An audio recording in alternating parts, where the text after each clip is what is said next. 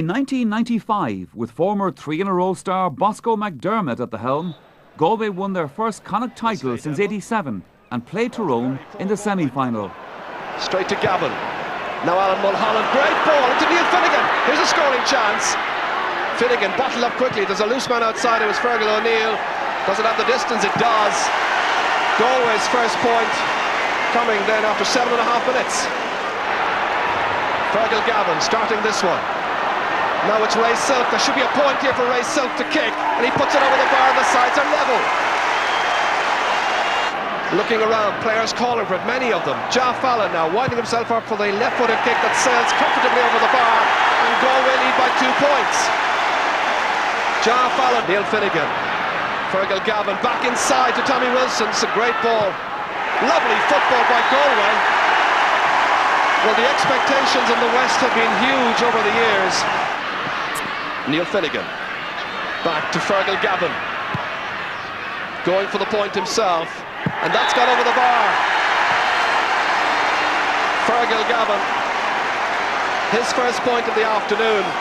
Well, here in Croke Park, Stephen Lord has got a couple of goals in the past. Here's Val Daly for Galway, back inside towards Finnegan. This is a very purposeful run, and it's over the bar. He's delighted. His 4th point already in this match. Finnegan's kick, nicely inside. Val Daly shooting, and he's put it over the bar, making amends for the one that he put wide some time ago. Right foot or left. Bosco has certainly done a great job. He said, of course, after the Connacht final they had no chance. And the various square now doing their best to try and keep the subs back.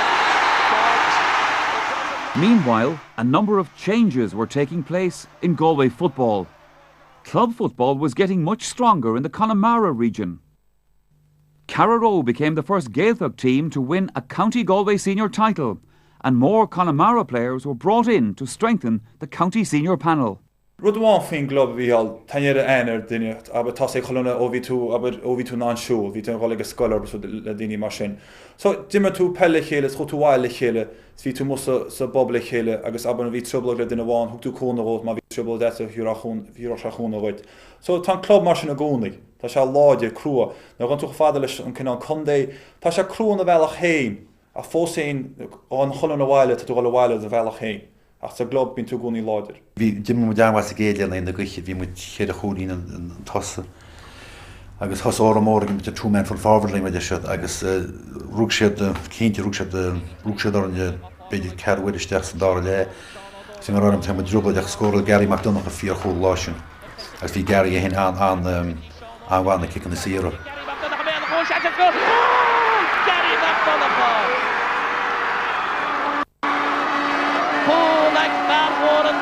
Negus Branner went to the Carroy. Home Pendro Gidi Jericho Cullinor. Decades that back on goal. Jericho Cullinor. But it's interesting. A feeling Cherry McDonagh. Fal Rossavine. The Gady go hard to spay. But in Shamach and Lord the Party. Gidi Earlow Shea. Tommy should have shackled Joe Fool. It's Yachta Mach the Goon. It's like Kieran here none. Satis Behemoth. Kieran here none. What is that? What she thought that Kieran here none. Patton Chatty for Bullen Chat Joe Tide. It's Jackie Gary McDonagh. Chance the hole. But the hard. But clean head in chance on. A Gary McDonagh. Gary McDonagh and Ishakar son of the maid of the Thorne. Cool and Ishakas Lee Goolin and Gacaron Brewer. Jia Goolin and Oran Moore Mary. Shin Hattin and Shin. Shin Farabach on the Hattin. Putting she's the big tour and Shin Porrick Stephen McDonagh. Marach the Pendix. Tom Bugnack Hattin Shaw. Tom Bugnack Hattin. Tanyadog Shetty. On Shaw Barkley. Bjorn Hadum. Agus sé Garon Rua, Champini, Shincher, Canada Galibe, Gumblian, Lideg, Lichashe, Cool, agus Ein Chodin Dig, Anai Diagolin. Away to Connemara! Away to the Carraroe! Ja, Kuppa Gaga Connemara on Lideg Sticha Hocht. Shin Krieg is a Hocht Blian, as Ulan the Mesh of Father East.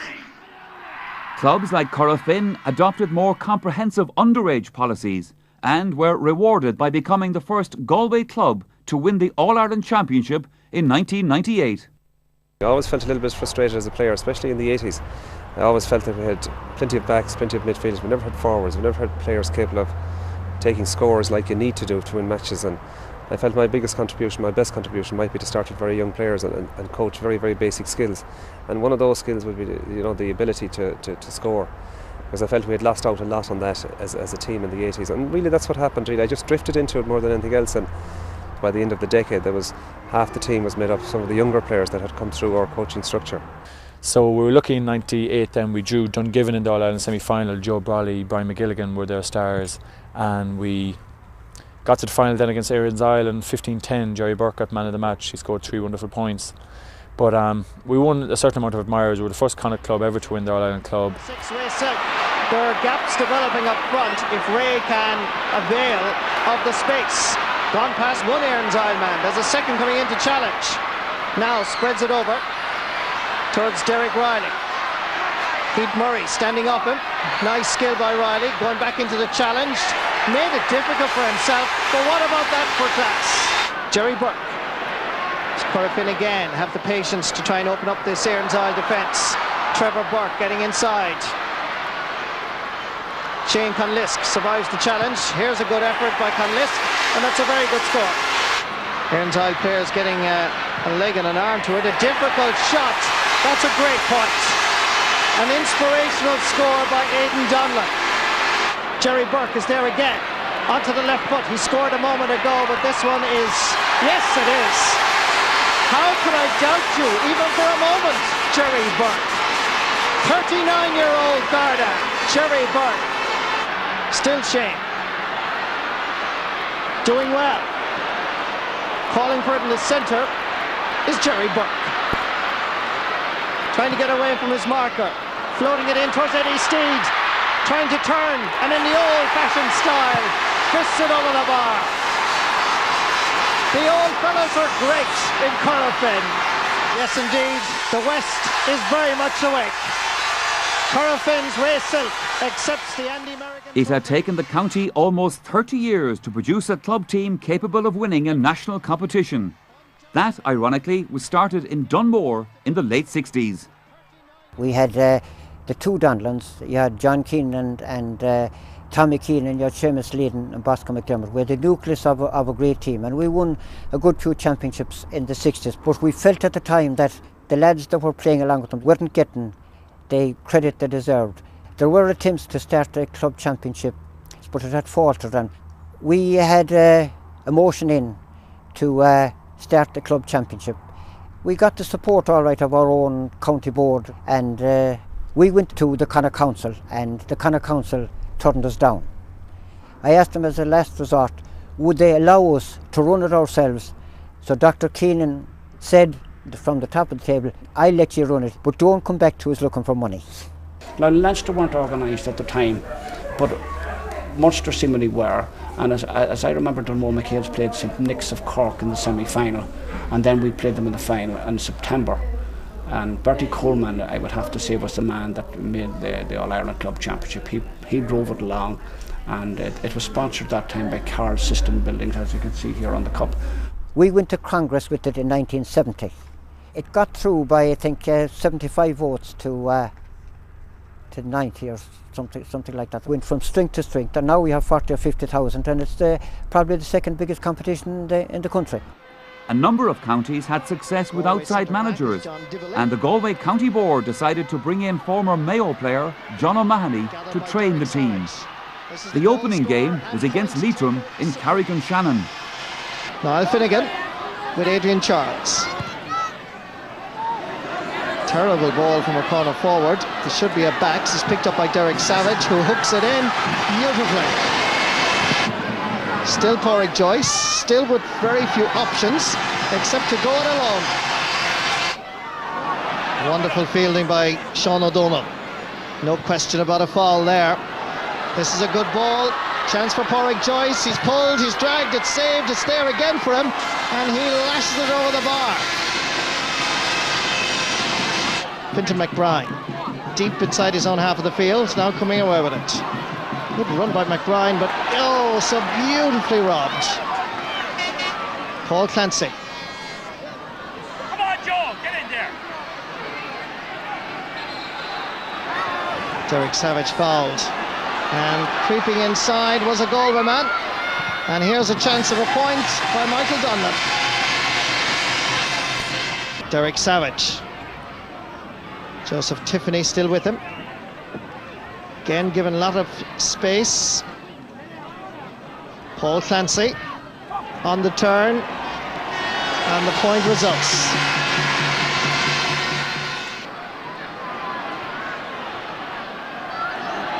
Tomas Mannion, the cornerback, sends it over the bar.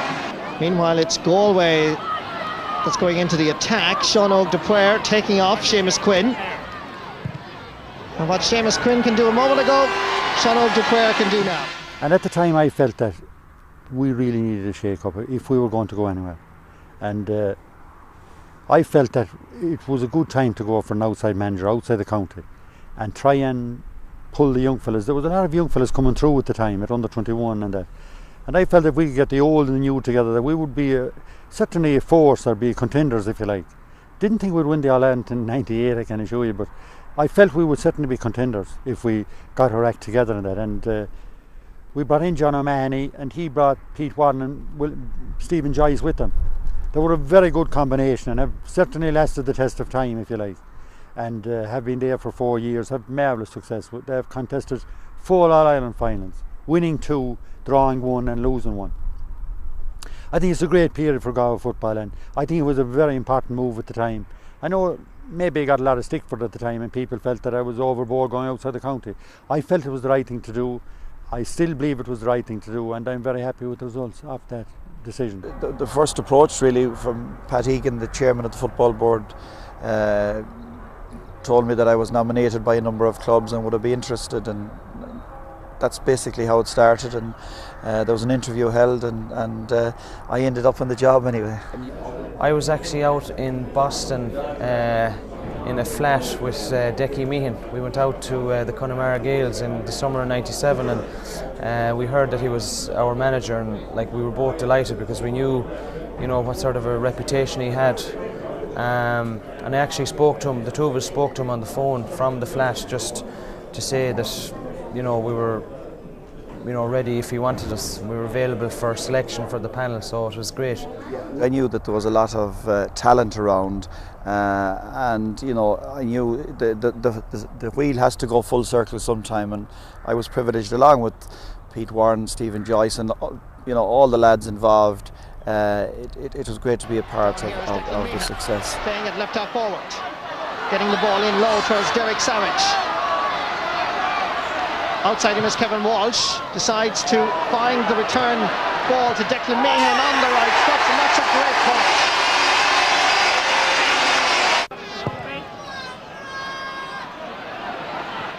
The breaking ball gathered by Jerry Keane, sent in. Here's a chance for Roscommon. He's going for the goal, and a wonderful save by Martin McNamara. And McNamara had to be at his most agile to deflect it out for a superb 45. Quick ball in, the case Sheeran was talking about. Dowd had the confidence to take on Martin McNamara, and a great save. Breaking ball in midfield. Lovely scale by Savage. Lovely chip up. Sweet ball in towards Jeff Fallon. This is a nice move by Galway. If the finish is there, it is. Charlotte Fallon from one of the most famous clubs in Ireland, Tuam Stars. John O'Mahony himself rang me up and told me that he had taken on the job as manager, and that he was looking for selectors, and that I was one of the first names that came to mind, and he rang me to see if I would join him in the team, and obviously now I'm thrilled that I did, and it has been a very successful 4 years. Kevin Walsh and Jerry Keane, and he gives the free, Seamus Pryor, that is, the referee, to Galway.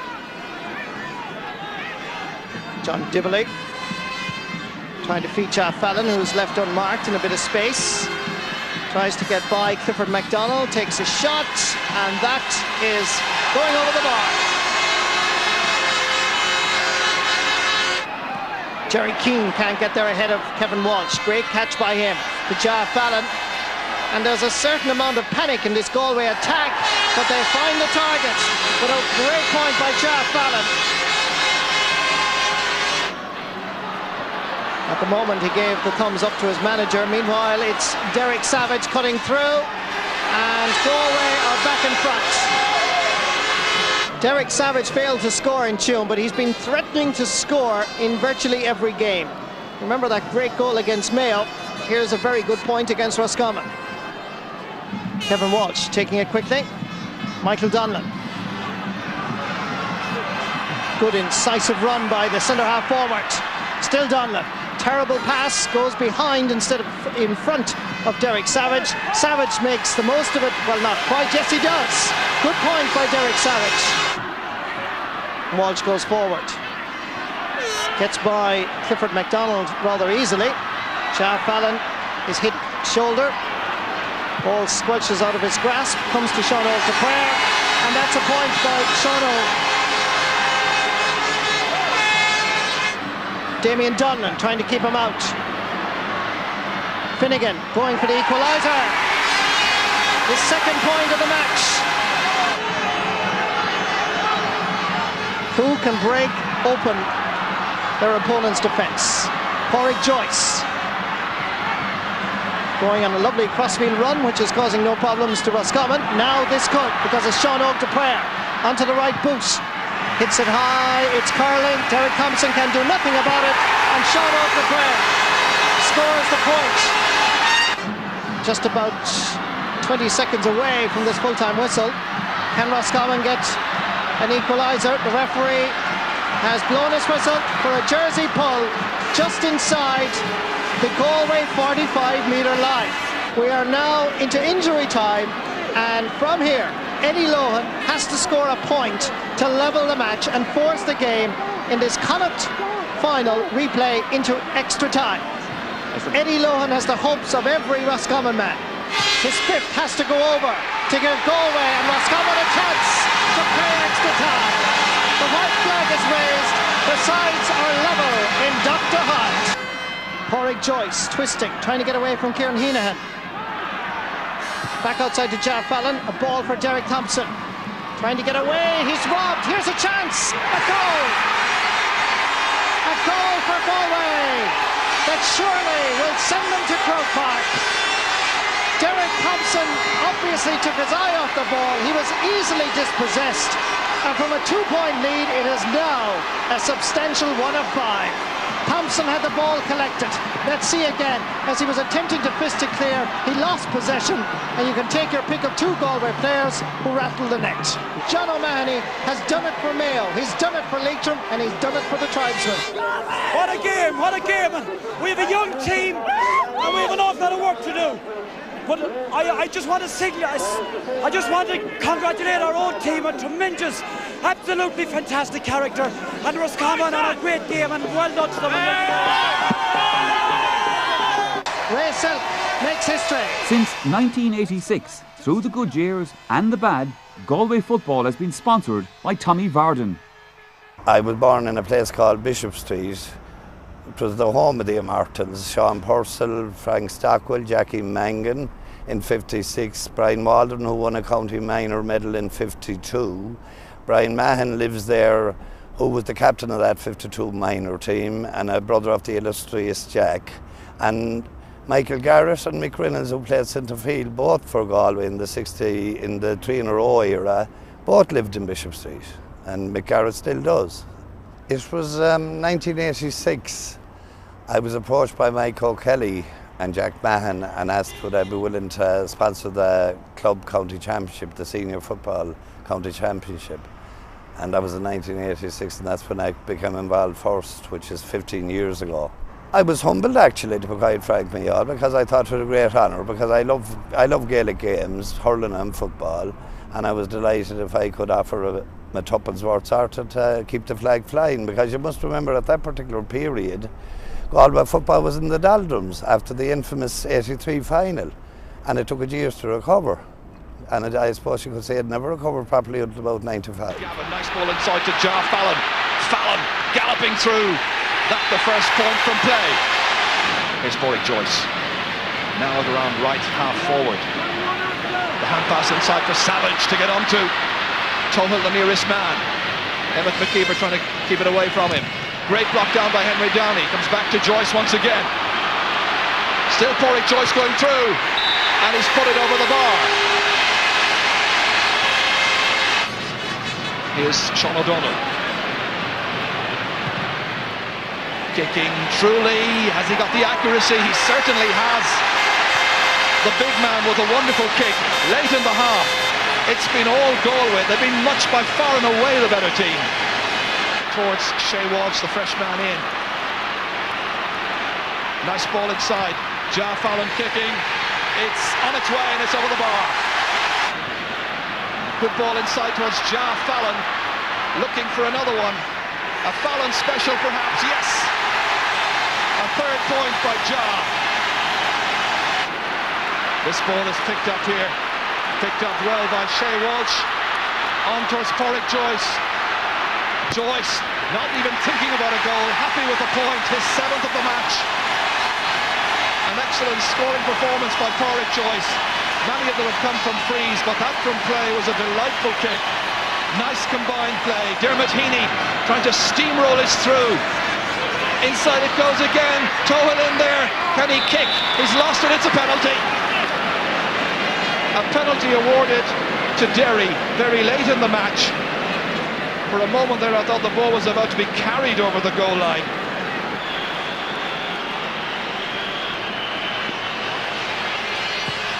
And it's in! McNamara got a hand to it. But the goal by Gary Coleman coming in the 69th minute.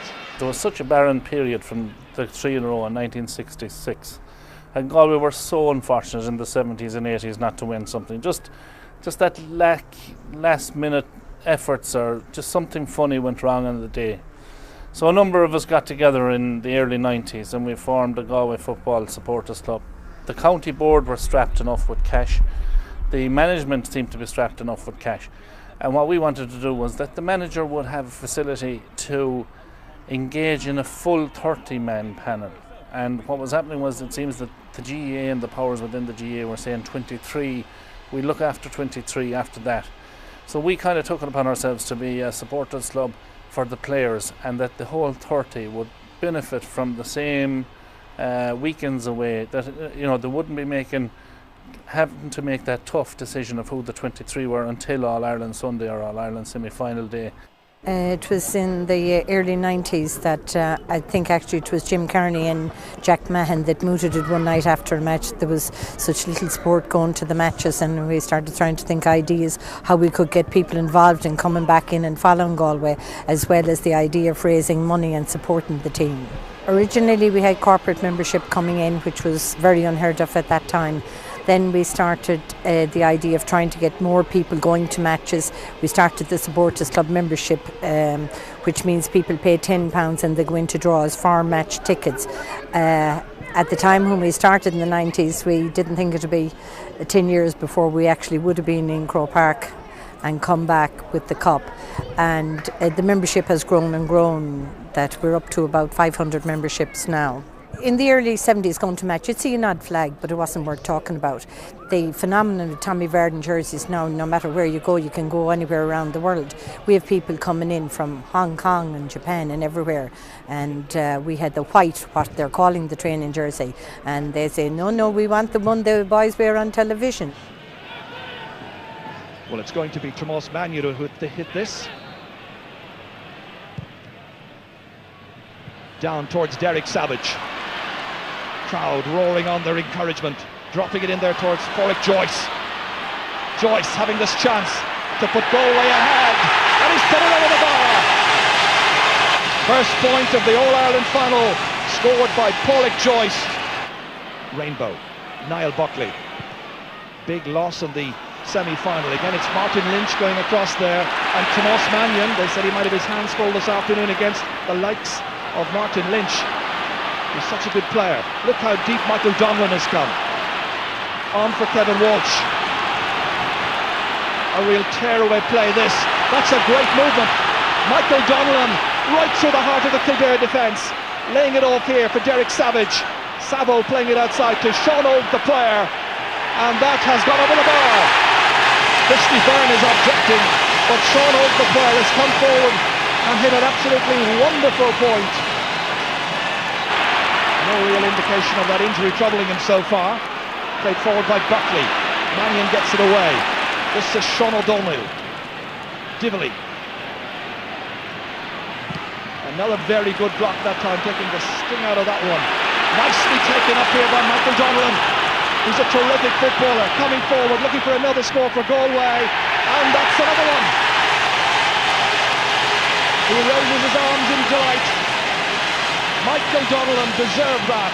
It's the second superb run that he's made through the middle, and this one yields a score for the man from Dunmore MacHales.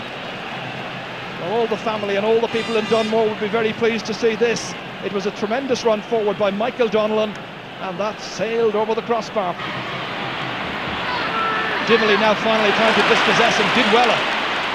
O'Donnell's first touch not great, trying to pick that ball up. Gets it the second time. Michael Donnellan again, terrific footballer. Players calling for it. Ja Fallon wants it, gives a return once more to Michael Donnellan, holding up the point of the attack against Anthony Rainbow. The angle tight, the kick good, and it sails over the bar. That's the second point for Michael Donnellan. You just feel, of the men I mentioned at the beginning, Donnellan, Fallon and Finnegan, this is the player who is really in form. Ja Fallon against Glen Ryan, he's had problems getting really good possession in the game. Michael Donnellan, one of the stars so far in this Galway performance.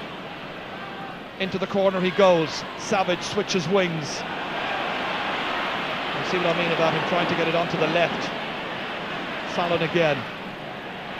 Hitting this one in, and that's gone over the bar.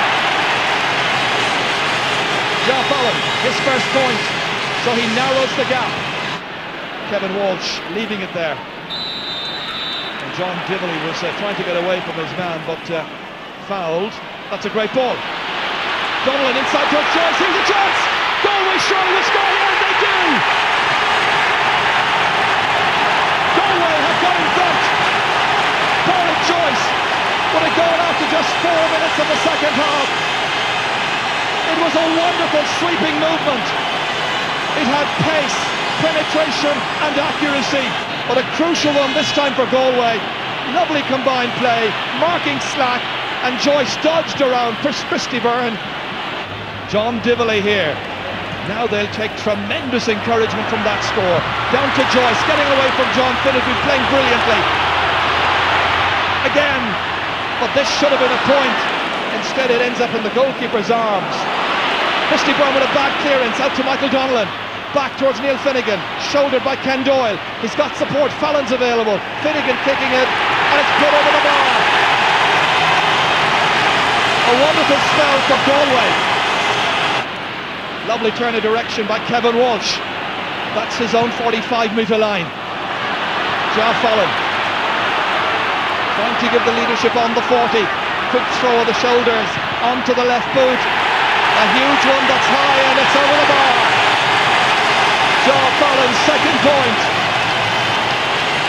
Well, this is among the best football that Galway has played in this year's championship. Mick Byrne making the point. He's always been John O'Mahony's support.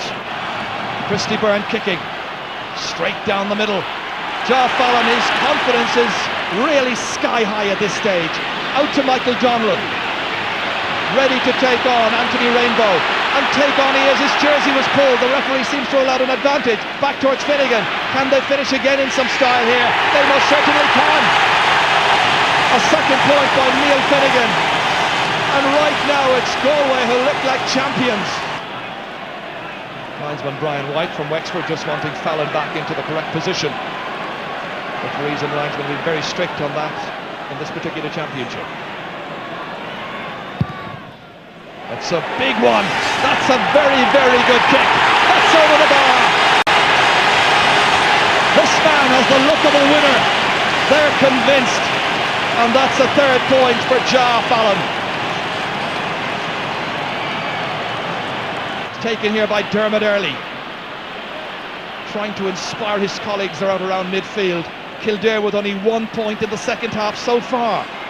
It's been frustrating for them. Here comes Eddie McCormack, really leading the charge right into the heart of that Galway defence. The players after him, and McCormack got to it in 20 metres of the Galway goal before being hauled down. This should be a routine kick. Pádraig Brennan about to take it. Scored with his first kick since coming on as a sub for Pádraig Raven. Pádraig Brennan, 2 out of 2 from frees. And there Kildare's only scores in the second half. But it's still tight enough, and they're still in there with a chance. 4 points between the teams. Two tremendously fit teams who will battle right to the 70th minute and into injury time as well.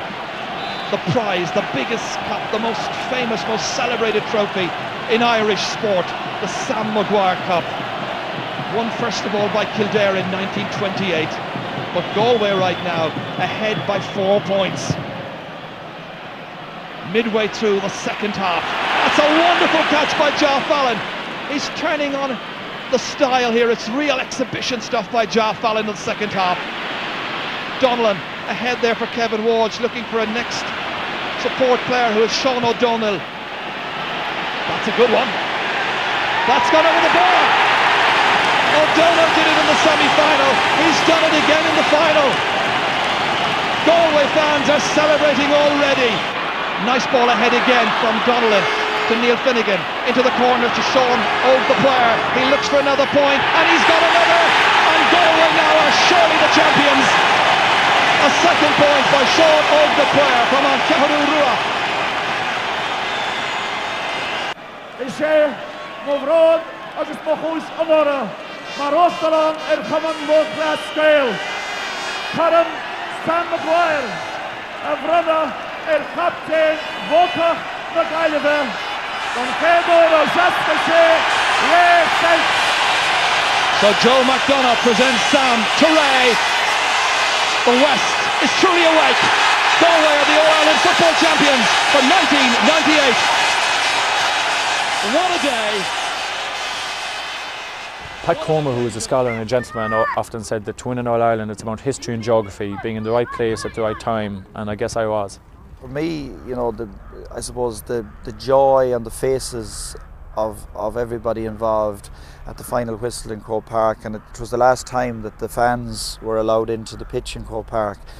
You know, the personal stories around winning with everybody, and to see the players, you know, hugging their girlfriends or their wives or their parents or their children or whatever the case may be on the pitch in Croke Park. That's you know, that's a dream for everybody, and it was realised by all the Galway lads in '98. I think he has adapted very well, like, you know, and we've accepted him as a Galway man. We're quite happy to do that. He might even get an MEP, like, if he had to run at it. He's certainly in Connacht Ulster between his Leitrim BO and Galway connections. I'm sure, like, an MEP would be. I suppose they were unlucky, really in the true sense of being unlucky. Missed a penalty in '74. I remember in '76 I was playing myself against Dublin in a semi-final. We lost Joe McLaughlin, our free taker, and we missed several frees. We only lost the game by 3 points. So I suppose we were unlucky, but I mean, you just can't live on this all the time. But I suppose we were all delighted in 1998 when the duck was finally broken. And God, we were really delighted this year when we put another one on this wonderful team again. On the day of that day, Galway, we played bloody well in the first half, and up to half time we were looking good enough, you know, we were 3 points in front. But in the second half, Galway just came out and took over. And they gave an exhibition of football that day, an exhibition of score getting from long distance and all that type of stuff. I think the one that really destroyed them, and I think it dented their confidence quite a lot, was the year that Dublin beat them, you know, when Dublin had 13 men at the end, I think, of that game, and 12 men, is that correct? And they beat Galway. I think that did a lot of damage to Galway football for a long, long time. But the present bunch of men, I think, now have forgotten about all that stuff. I suppose they hardly remember. Maybe some of them weren't born at that stage. But this is a very good Galway side at the moment. Comes back towards Tommy Joyce. That's a lovely kick. Beautiful point by Tommy Joyce. Well, what Pádraig can do, Tommy can do as well. Martin Lynch, deep again, inside towards Brian Murphy. This time he's got his chance. Still tries to get back outside. There's a goal! Tadhg Fennan.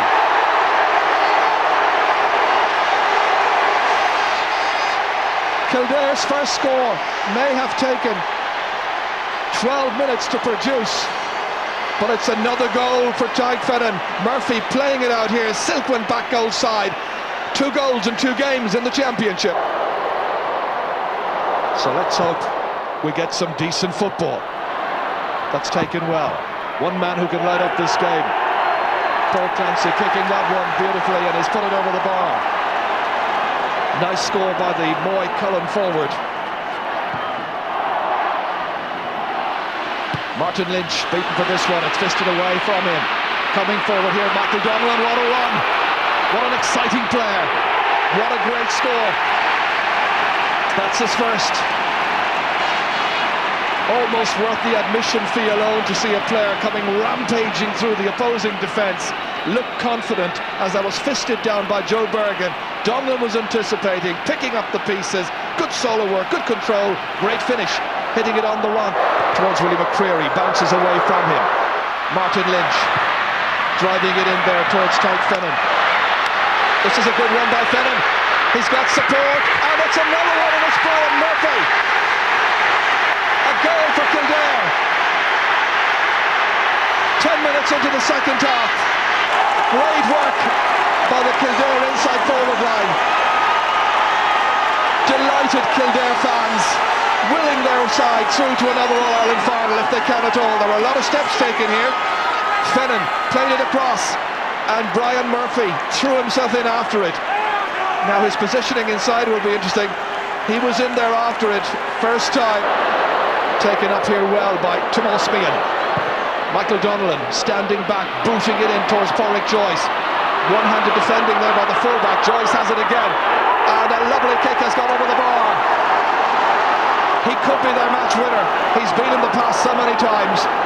Porrick Joyce with another absolute beauty. Ronan Quinn was not decisive in his covering that time. That was enough, and now there's just 1 point between the teams. And once again, it's the raiding centre-half forward. Michael Donlan sending it in there. John Finn picking it up, the wing-back for Kildare. Pressure, however. They come again with Derek Savage. Galway. That's a lovely score. Derek Savage putting it over the bar. They're level for the 5th time in this All-Ireland semi-final. Brian Murphy fumbling, needing assistance. Galway kicking it away to a shot of the far. Up it goes towards Porrick Joyce and Derek Savage. Savage has it. Wrestled down. They try to get the ball away from him, but Anthony Rainbow has conceded another free kick. The seconds tick away. Looking good for these fans. A minute to go. Michael Donlan. He's hit it really well, and he's hit it over the bar. Galway can play well in Croke Park every time they come there, and they're a very, very hard team to beat. You also have players for big days as well, and we had in Kerry some great players on the big days. Just one instance of one man we had in Kerry, Sean Walsh. That man would play a tripe for his club, wouldn't play good football for Kerry. He'd play an outstanding Munster final for you, a semi-final, and in an All-Ireland final he would be exceptional. I mean, that's an instance of one player who loved the scene in Croke Park. I mean, you went through the whole lot of that team that I had, the whole 15 of them. They produced it on the day in Croke Park. Galway have players, I think, of that calibre as well at the present time. They always have had them, because Galway have always produced great football in Croke Park over the years. But as I say, that is the real test of a footballer, to produce it on All-Ireland final day in Croke Park. And Liam Hassett have also changed positions. It's 3:30 on September 24, 2000. The first All-Ireland final of the 21st century is underway, and Galway go into the attack for the first time. Porrick Joyce. Easily cut out. And it's Joyce, the captain again, showing early. That is going to go harmlessly wide.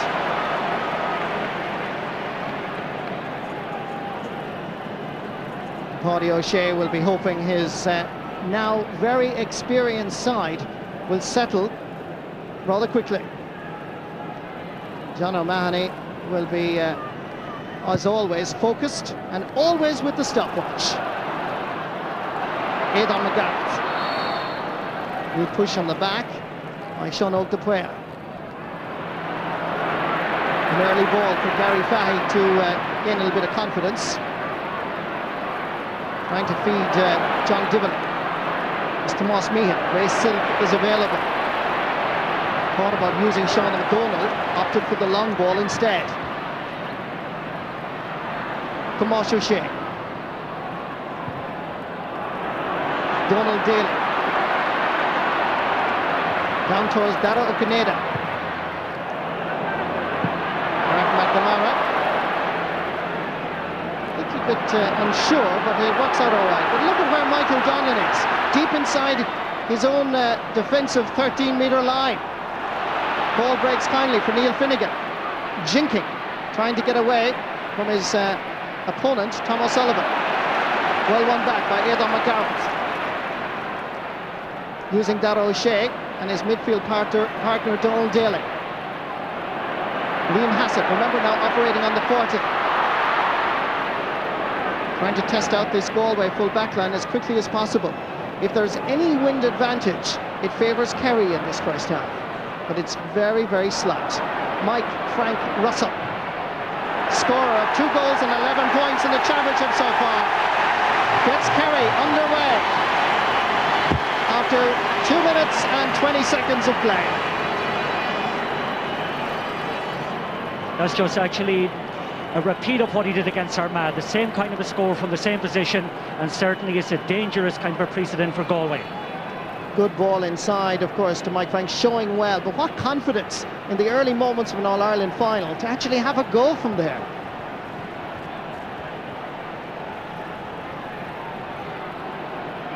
All-star goalkeeper in '98, Martin McNamara. Sean O'Donnell, magnificent catch. Stopped by Tom O'Sullivan. John Crowley. In towards Mike Frank Russell, given a lot of space by Ray Selk, and the anticipated move of Tomás Meehan over on Mike Frank hasn't materialised so far.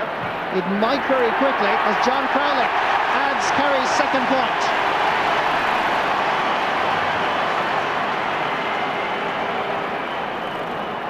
And already there must be a little bit of concern in the Galway dugout about the full back line. Here's this point again by John Crowley at the space and indeed the confidence. Oh, great catch. And good anticipation by Galway. And again, this time it's Tom O'Sullivan. Dara O'Canada seeking out Aidan McGarrett. John Crowley wanted the knockdown, he got it, and he scores. The second point of the match. Came into this game with a total of a goal and 6 points. And certainly beginning to pose problems for Galway and Tomás Meehan. And certainly Kerry's tactics are to send in that ball quickly. Great calling between Aidan McGarrett and Crowley. What about this though for some wonderful football? Donald Daly up into the clouds and down. Brilliant. And indeed, Marty, one of the things that is noticeable, there's great unease in the Galway full back line when the ball is put in high in among them. Kick out goes to Noel Kennelly. Mike Frank Russell. Touch of class. The two corner forwards from Kerry, Mike Frank Russell and John Crowley, are unequivocally causing problems for Tomás Meehan and Ray Selk. They've now scored 2 points apiece each. Brilliant ball inside, in front where the forward most desires it, and just turns around, no messing over the bar. Galway would hope wouldn't have happened, because bringing in Walsh at this early stage is a bit of a risk on their part given his fractured season so far. And Kevin Walsh has the ball. And he's going to do his best now to break the stranglehold that Kerry currently enjoy thanks to Dara O'Shea and Donald Daly. Mike Hassett is over there. He's fouled, so it's going to be quickly taken. Pressure! Pressure! Pressure! And again! The O'Sheas combining. Liam Hassett into the open space. Hogan stands side. Mike Frank Russell again beating in sheer pace Ray Selk. Dara O'Shea looking at the options. Bit of a cul-de-sac in there and uses Mike Frank wisely. Kerry's dominance. Reflected here with another point, this time by Noel Kennelly. Score of 6 points in the championship, gets his first in the All-Ireland final.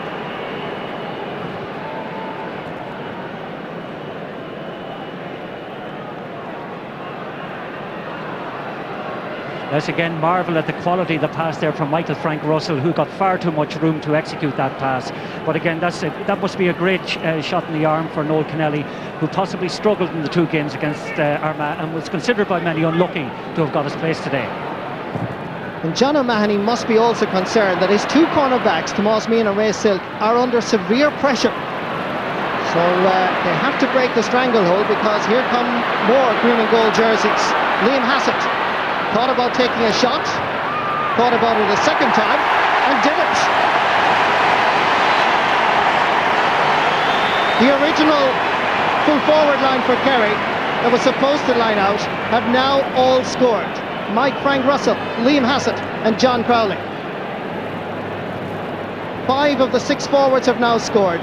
Liam Hassett thought earlier about having a go, decided wisely to balance himself properly, and then easily over the bar. And indeed, speaking about Liam Hassett, he's getting far too much room to execute moves from the centre-half forward position. He's drifting back into the middle of the park, picking up a load of breaks, and it's just, at the moment, a procession towards the Galway goals. Question is, Martin Carney, what can Galway do? Certainly they've got to up the tempo throughout the field. They seem to be in a daze at the moment. They haven't got to the tempo of the game at all. Paul Clancy in the thick of the action, comes up with the ball. So anxious to be part of this starting Galway 15. Seamus Moynihan beats Paulie Joyce, employs Dara O'Shea. Dara gives it to younger brother Tomás. Aidan McGarrett. The Gaeltacht boys combining nicely. Mike Frank Russell giving it to Tomás O'Shea. There's more problems there, and the pass was just a little bit too strong and too behind John Crowley. But it's very messy defending by Galway. Martin McNamara also had to come out, but it is in fact a free to the Connacht champions, a free out. Yes, indeed, that pass was like an exocet. If that had been properly executed, it was a great chance of a score from Crowley. What a great run here by Tomás O'Shea, but the pass just off his left shoulder, and Crowley could do nothing about it.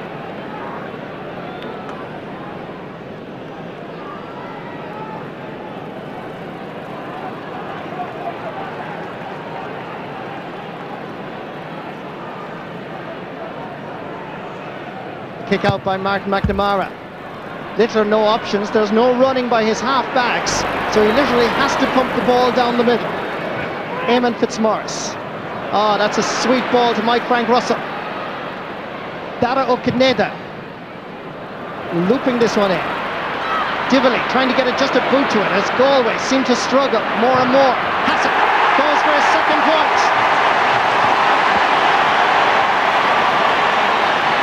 The statistics change. Mike Frank Russell has scored 2. Liam Hassett has 2. John Crowley has 2. Kerry are certainly on song. Very much so, and this is the potential to become an embarrassment for Galway unless they get scores very, very quickly to actually develop their confidence. Liam Hassett finishing this for his second point. Kevin Walsh battling with Donald Daly, and Walsh shows his strength and his determination. Corey Joyce gets away for the very first time. Joyce leading his team by example. Every chance he gets, he's causing problems, and he's fouled in front of the goalpost, so it's another chance for a point for Galway. But they're struggling, really. Very much so, and it's probably noticeable that Michael Donnan hasn't really got into the game apart from the first couple of minutes, and the supply simply hasn't been getting through to the forward line. Corey Joyce gets his second point of the game.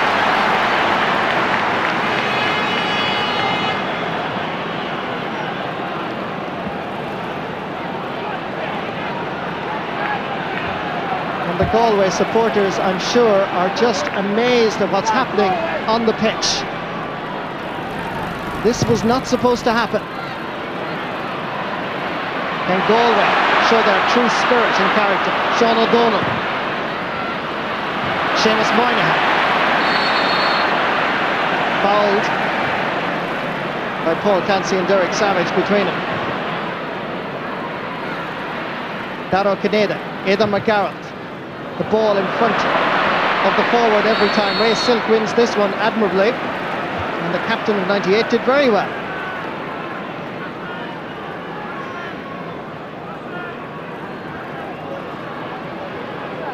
John Dively seeking out Neil Finnegan.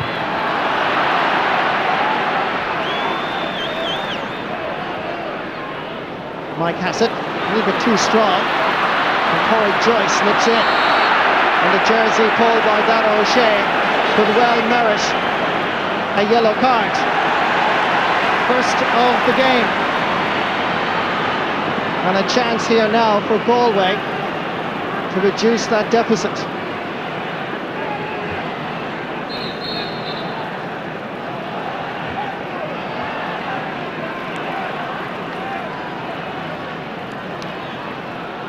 Well, there's one thing for sure, John O'Mahony is a marvellous motivator, and those sort of skills will be tested, I'm sure, at half-time, because Galway need to respond to what's happening on the field. Very much so. I say the paint on the walls will blister in there at half-time when he gets them.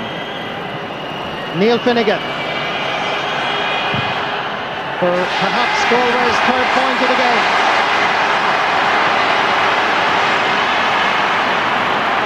And John O'Mahony will be encouraged by the scoreboard, which looks a lot better now and healthier from a Galway viewpoint.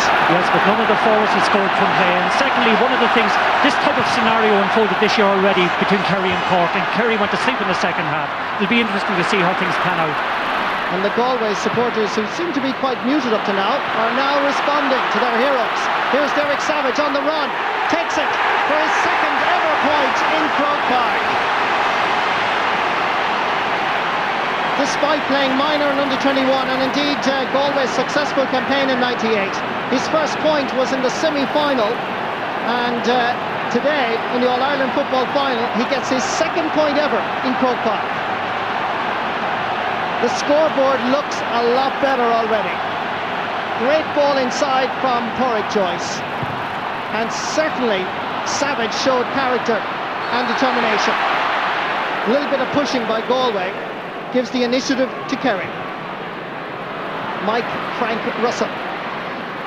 Aidan McGarrett seems to play out here in the wing a lot better, given that little bit of freedom.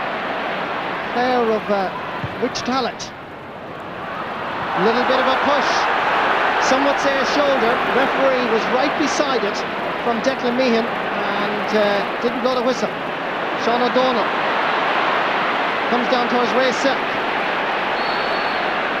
Teams have been charging with the ball, and that's going to be a free against Ray Silk, and a chance for Kerry to increase their lead.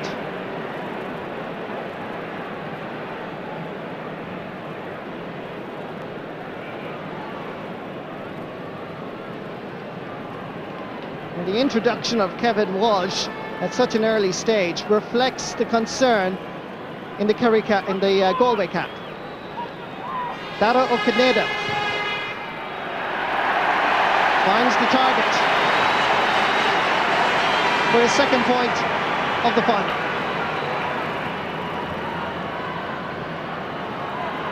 Five points between the teams. 5 minutes to go to the half-time whistle.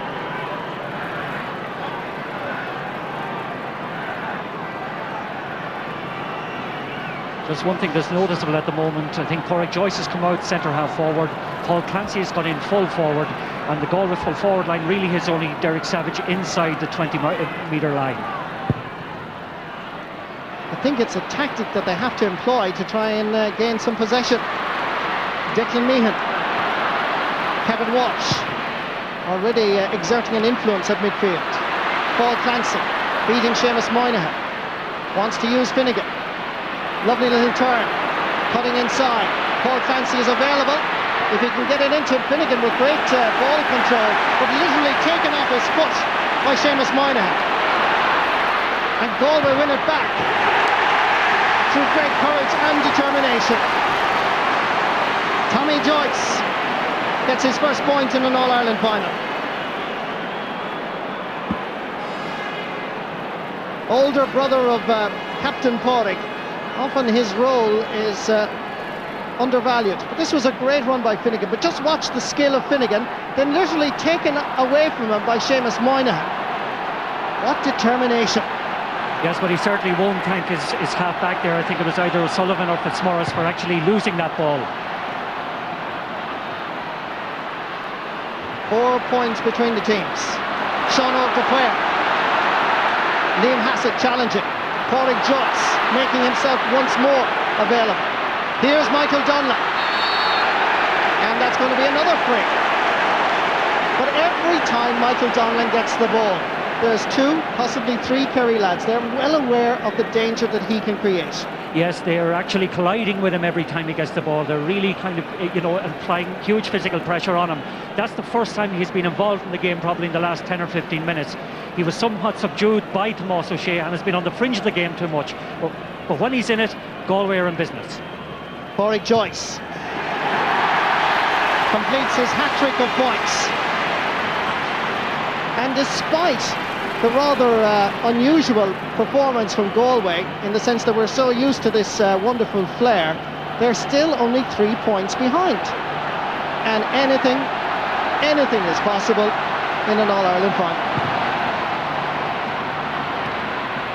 But certainly the introduction of Kevin Walsh has helped matters around that crucial centre field area. Noel Kennelly. Dara Canada looks so elusive and so fast. Great ball in towards John Crowley. Thought about having a go again. Here's Mike Frank Russell. This time Tomás Meehan is with him. Tomás O'Shea comes up from right half back. Older brother Dara. Dara tells Kennelly, send that over the bar. And Noel Kennelly obliges.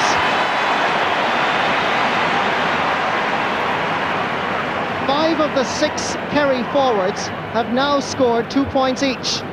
The exception is Aidan McGarrett, giving you a total of 10 points. Some performance by the Kerry attack. Good passing. And amazing the order came from Dara O'Shea.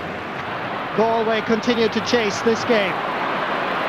Tom O'Sullivan meets a brick wall that's painted maroon and white.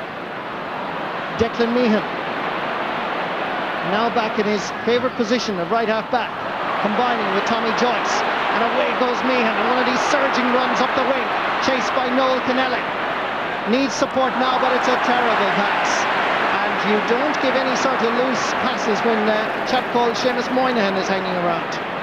Noel Kennelly, waiting for the pass from Liam Hassett. Gives it instead to Donald Daly. In towards Mike Frank Russell.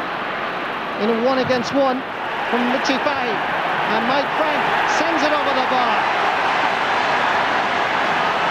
The umpire at one end, yes, they have seemingly agreed. It is a great point by Mike Frank Russell. And Richie Fahey there was left floundering. Left floundering, but I certainly thought from this angle here that we're looking at a Martin, the ball had tailed off wide. This is the ball inside to Mike Frank Russell. Richie Fahey tried to prevent the score. And one umpire seemed to question it, the other one just raised the white flag immediately. So I'm sure that'll be a talking point if Galway can reduce Kerry's lead. Noel Kennelly. Thomas Sullivan. Donald Daly is available again. The pass goes astray. And that was an unforced error. Yeah, but credit the Galway, young Tommy Joyce in particular, putting a lot of pressure there on Donald Daly and forcing that error.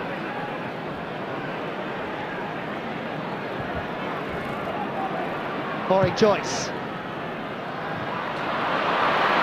Derek Savage gets away from his marker. There's a chance here. Savage decides to take it himself and sends it over the bar. He had an option just for the slightest of moments. It was a fleeting moment.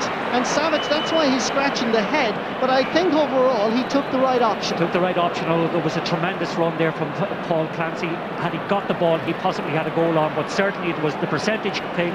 Took the right option, and now we have only 3 points. Here's the run by Derek Savage. Thought about the pass there to Paul Clancy. Donlan was also inside, but I think overall that Savage made the right choice. John O'Mahony, as always, looking at the stopwatch. 14, almost 15 minutes, rather 10 minutes I should say, played in the second half. Eamon Fitzmaurice.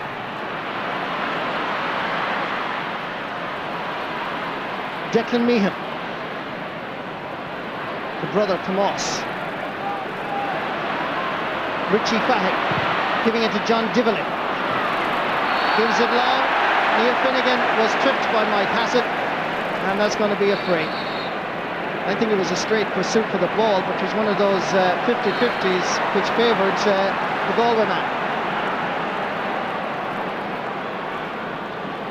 Kerry may just be thinking about introducing the one and only Maurice Fitzgerald, as Neil Finnegan sets himself up for this point-scoring opportunity. Yes, just going back to the point, actually, there was a little bit of dissent there by Mick Hassett, so he's brought the ball into scoreable position.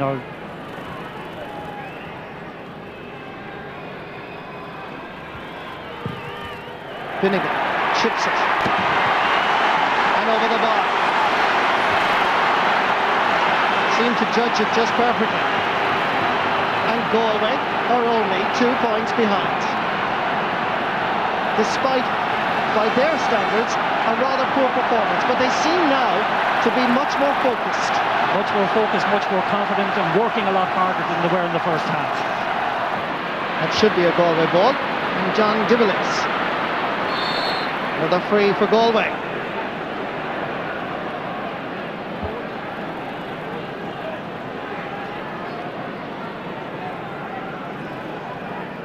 John Divilly, obviously suffering from that last collision. And this is his direct opponent, Dado Caneda. Dennis O'Dwyer is being introduced by Kerry. And obviously, Dennis played in the semi-final against Armagh, lost out to Liam Hassett. And it looks like Noel Kennelly is the player that's departing.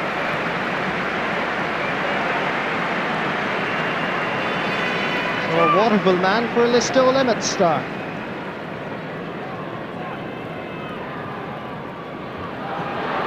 John Donlan hits it with great power, and that is over the bar. Well, he came on as a substitute against Sligo and also scored. Older brother of Michael reduces Kerry's advantage to just 1 point again. Yes, indeed, he's very little speed, but he's a super kicker of the ball up either foot. And in that case there, you see the ball off the right foot from about 50 yards straight over the bar.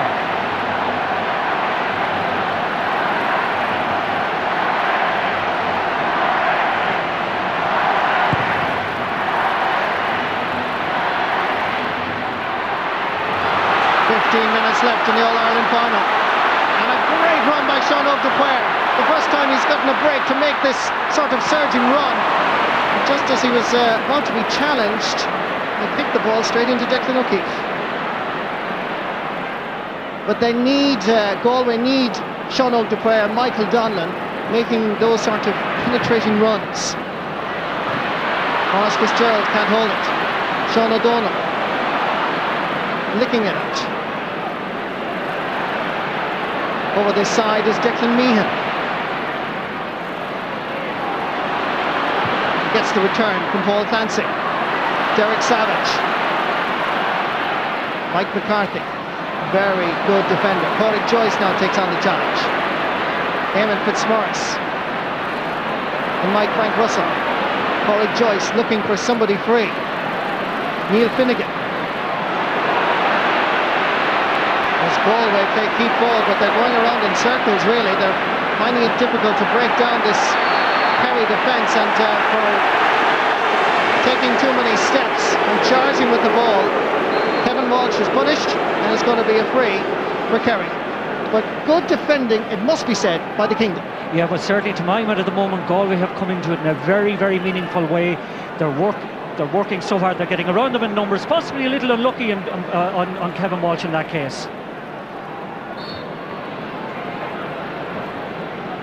Eamon Fitzmaurice feeds Thomas O'Shea.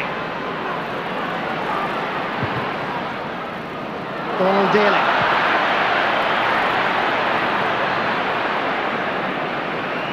Gary Fahey is back there.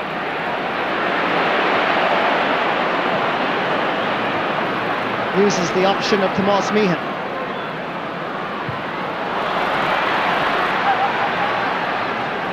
Dennis Dwyer gets his first touch. That O'Shea. Plenty of Kerry players available. Back to O'Shea once more. Daro Caneda manages to almost stay inside the playing arena. Gary Fahey challenge was illegal and is also going to be shown a yellow card.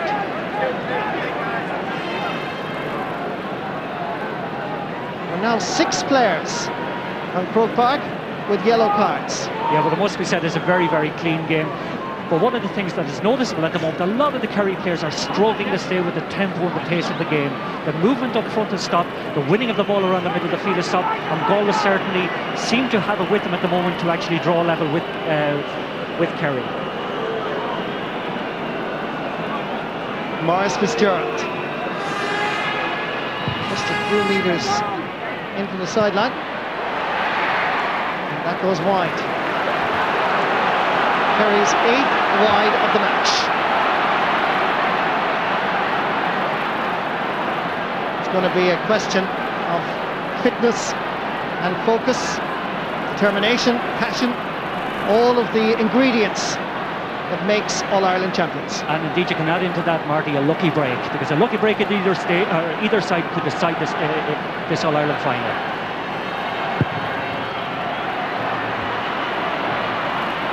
Great catch by Aidan McGarrett. Donald Daly made himself immediately available. Outside him, Liam Hassett working tirelessly. Nice flick back to Donald Daly. Lovely skill by the Killorglin man. Galway have it once more. Declan Meehan looks at the options out the left wing, but there's nobody there. He has to go down here in front of us. Mike McCarthy again battling with Derek Savage. Nice footwork, and Galway have control here. What about giving it to Declan Meehan? I think he was lucky. Sean O'Donnell. Neil Finnegan. John Donlan waits for the high ball in around the house. And here comes the delivery. And John Donlan almost has it. Brother Michael is there with him as well. Derek Savage wants it in the middle. Donlan turns and floats it to the right and wide. The option there was definitely Derek Savage. Oh yeah, there was a definite score on there, but an awful lot of the Kerry players at the moment look weary. They're simply hanging on. Galway, if they got a score, could go on to win this game.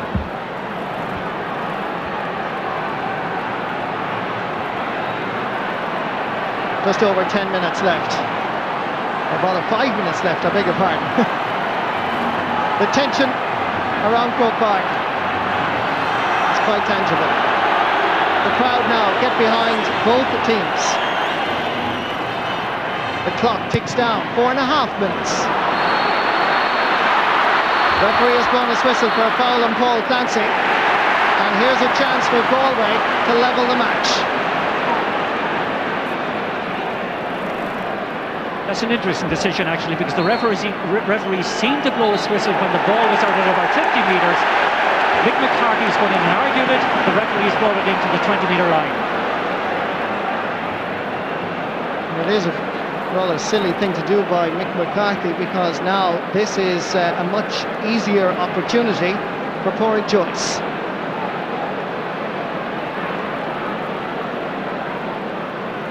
This is the first and only time, if Pádraig Joyce puts this over the bar, that the sides have been level. Joyce hits it over the bar. It's been a long journey for Galway. They have struggled right through this All-Ireland final, but their sheer determination and passion. Look at Pádraig Joyce. They really want to win it. And all of Croke Park is now a sea of maroon and white. Indeed, they seem to have the greater belief at the moment than Kerry. They seem to have the greater energy than Kerry, and it's anybody's game. 3 minutes left. Here comes Michael Donlan. Kerry well aware of the danger that this man can create. He gets away for the first time, and Declan O'Keefe easily gathers. Mike Hassett. Brought down by John Donlan. I'm sure there's going to be a free for Kerry.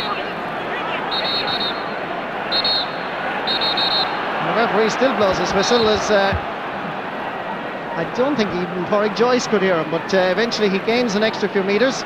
So the free is for Mike Hassett and for Kerry. John O'Mahony checks his watch. Just over 2.5 minutes left in this All-Ireland final in terms of actual playing time. There've been no major injuries, no major delays. Are we heading for a draw in the All-Ireland football final? Sean Oak to player.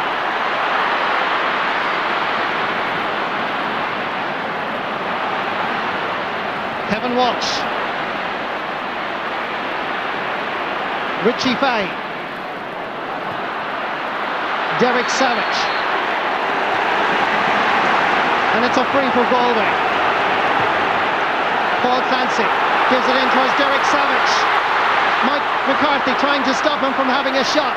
Savage holds possession. Here comes Porrick Joyce on the overlap. Savage sends it in, and Declan O'Keefe saves at the near post. And Porrick Joyce is raging because Porrick Joyce was in a much better position that time to be given the return pass. Kerry struggling at this moment to hold on. Sean Oak de Clare will not be pleased with that particular delivery. And Galway almost win it back just for a moment, and it's going to be a free for Kerry.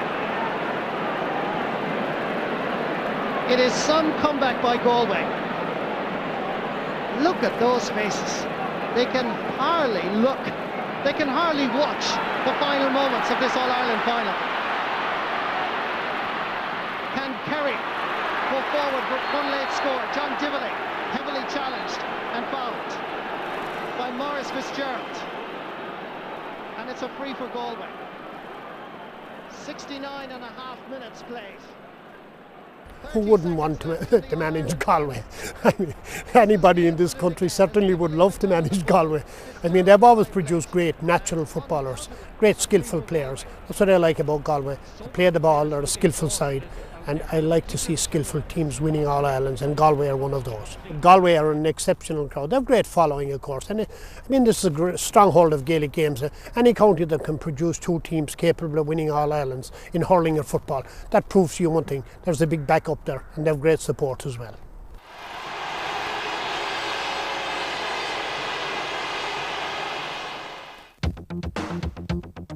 The Old Sheebeen Moat, County Westmeath, consists of a very spacious and luxurious bar, with food served daily, including special children's menus. The function room caters for bus tours, meetings and large functions. The Old Sheebeen and Silver's nightclub, Moat, County Westmeath. Peacock's Hotel and Complex, surrounded by beautiful lakes located at Mam Cross, is an ideal base from which to explore Connemara. The complex, which includes a luxury hotel, restaurant and bar, large banqueting room, is ideal for every occasion. And of course, the Quiet Man Cottage, a traditional thatched Irish cottage made famous by the film of the same name. Peacock's Hotel and Complex. Corley's Quality Foods supplies the fruit and veg ready prepared fresh foods. Corley's, overall winner for excellence in marketing, awarded by the Institute of Marketing in 1999. John Corley and Company at Carrow Brown, Castlegar, Galway. O'Toole's SuperValue Palace Restaurant and Department Store, owned by Joseph and Helen O'Toole, has provided the people of Tuam and surrounding areas with the most modern and up-to-date shopping complex. Having won several awards, the store recently won both the regional and the Connacht final in the Cuisine de France Bakery of the Year awards in their category. Joseph O'Toole is a staunch supporter of Galway football since his days as a student in St. Jarlath's College in Tuam. The Nestor brothers, John and Tom, opened their first store in Father Griffin Road over 12 years ago and now operate 3 stores under the Londis brand in Father Griffin Road, Oranmore and at Ballyban Shopping Centre. The success of their businesses is based on giving the customer a choice of goods at the right price, together with personal touch, which is evident in each store. Their success is down to the belief that there is no success without teamwork and dedication, the same as in sport. John Joe Holleran and Kilbride Sand and Gravel, specialists in all weathering of Irish sports grounds, promoting better grass growth and drainage. The system is being used all over Connaught and availed of by the Galway Football Board in their new training facility. To find out more, call Kilbride Sand and All Weathering the winning combination. All Varden move, Shuppa Gross Eragus Nuchtan, Gaka Willuit nor a Vian Sherwit, Tomas Branagh Chornta, a Frasteler Winter na Caharon Rui, Le Precious Lach Hair Blien.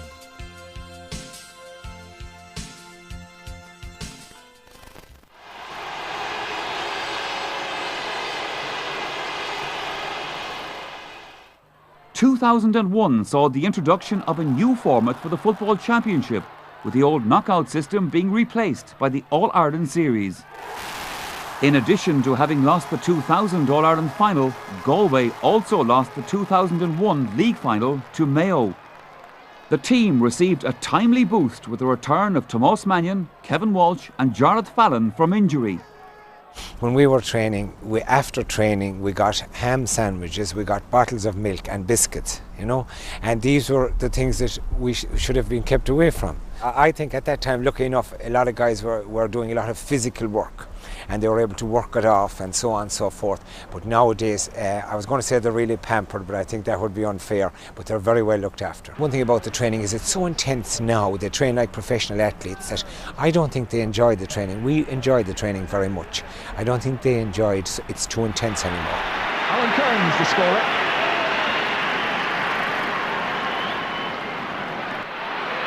That's Jack Allen getting it forward.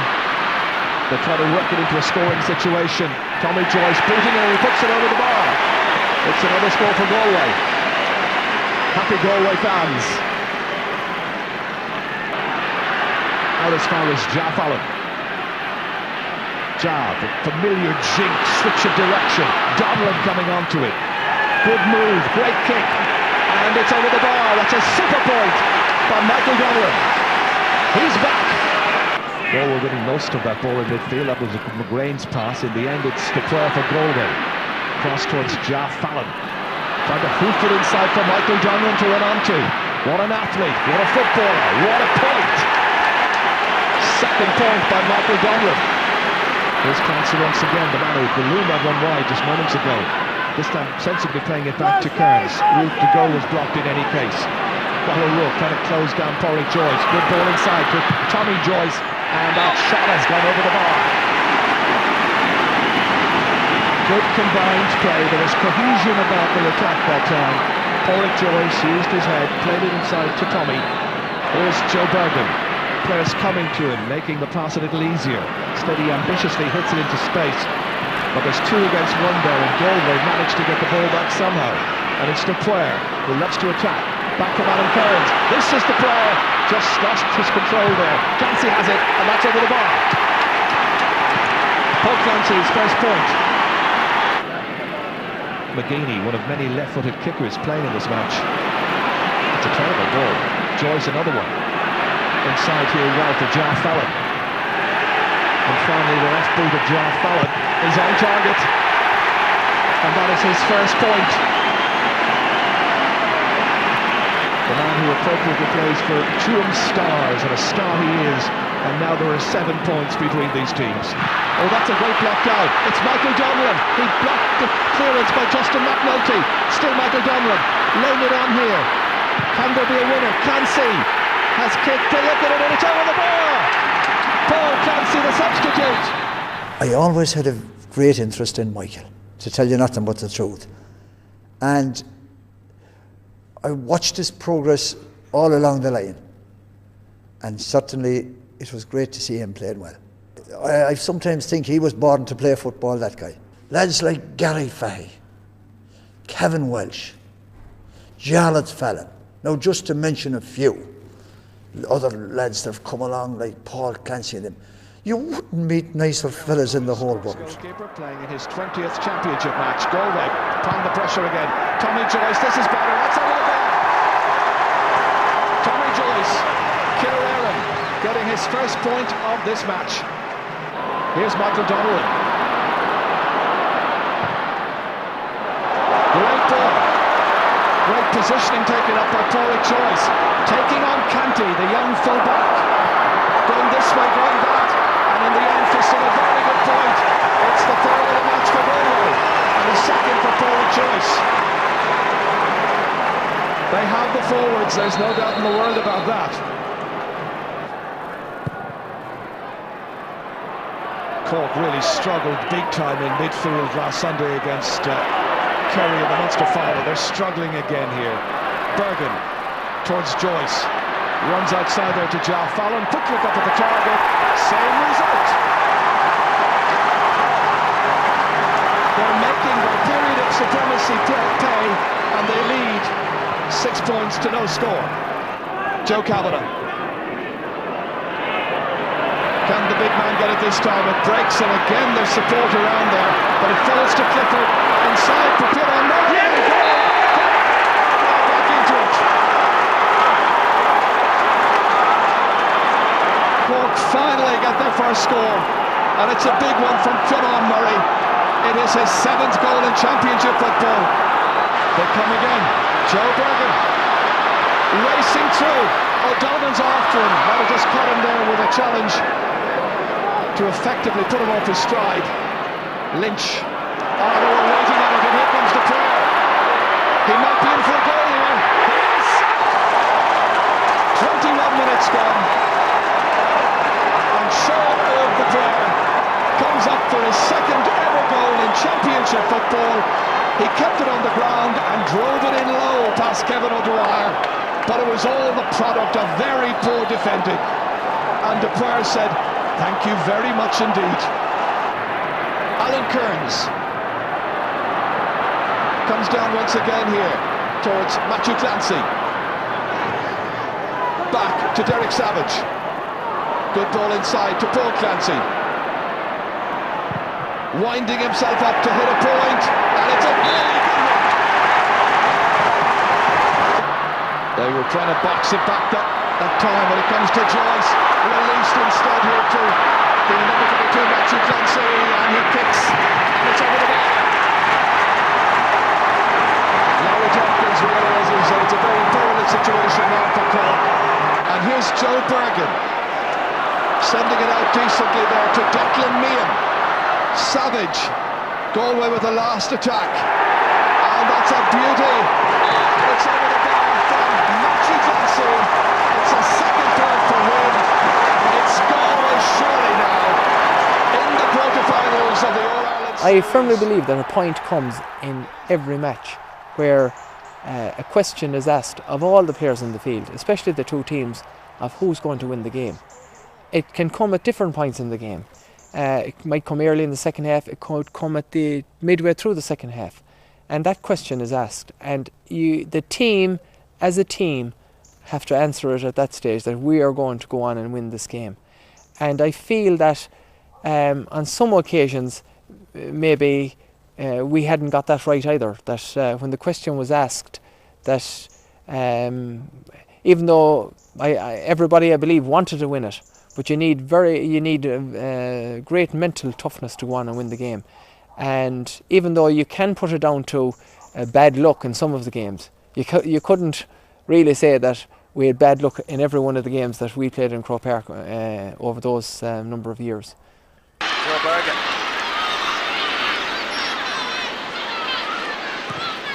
Giving that ball in. It's a good ball in front of Derek Savage. Suits the corner forward. And Savage responds equally. Scored a point against Cork. Dropping this one in. Corey Joyce knocks it down to Savage. And with the outside of the boot, puts it over the bar. Derek Savage. Marshall Donovan and Corey Joyce combining. Back to the midfielder. Dunmore McHales. It's a conflict over the bar. Derek Savage looking around, has the time actually to look around and see who's making a run. Playing it very tight. Corey Joyce back to Kevin Walsh, and that is over the bar. Anxious to prove a point, beginning to show the old style that we've become accustomed to when we saw Kevin Walsh playing in midfield. Once again, they win possession in that crucial area of midfield. Corey Joyce turned it to Joe Bergen with deft, with flick, and That's over the bar for another point. And the free quickly taken by Nigel Deneen, sent in by Frankie Dolan. That's a sweet point. For those who might be aware, Frankie Dolan is cousin of Desi Dolan, who plays in the same position for Westmeath. And we'll see him in action tomorrow live here on the Sunday game as Galway responds. And that is a very good score. Michael Donlan's second point. Matthew Clancy in towards Joe Bergen, gets a boot to it, swings it across. Here comes Sean O'Dupre, trying to get it over the bar, and that's exactly what he does. First point for Sean O'Dupre. Great football by Galway. Frankie Dolan, Conor Kennelly, Jerry Lohan. Jonathan Dunning is at the end of it. Hits it. Oh, great goal. They finally found a pathway through this Galway defence, not with the Route 1 strategy long ball. This was a beautifully worked score which showed the skills of the Roscommon forwards in terms of a short passing game. Here's a chance. Alan Kearns. He miscued it, and the referee meanwhile has blown his whistle. And he's indicating a free to Galway, as the fourth official has indicated to us here that there are 3 minutes extra time to be added on. The referee has given a free to Galway. As we watch what happened just a few moments ago, Nathan pulled there on the Derek Savage, the number 15, no advantage given, so it's a free for Roy Joyce. There down injured is Paul Noon, seemed to hurt himself in that sequence of play. Roy Joyce about to, I'm sure, tap this over the bar. Exactly what he does for his 7th point. The financial success following the 98 win prompted the football board to look to the future. They decided to purchase and develop a new training ground at Clare Galway. This field became available. Whilst we didn't have the money at the time, I felt in 1997 with the committee that it would be a good idea if we had a shot at buying it. We actually bought the field of Joe Kine for £100,000 at the time. So I got on to friends I had in Dublin that actually ran, they were called the Dublin Kildare Finance Committee, and they gave us the down deposit for it, which was terribly, terribly important at the time. I expect that this is going to be the making of Galway football for all our different county teams.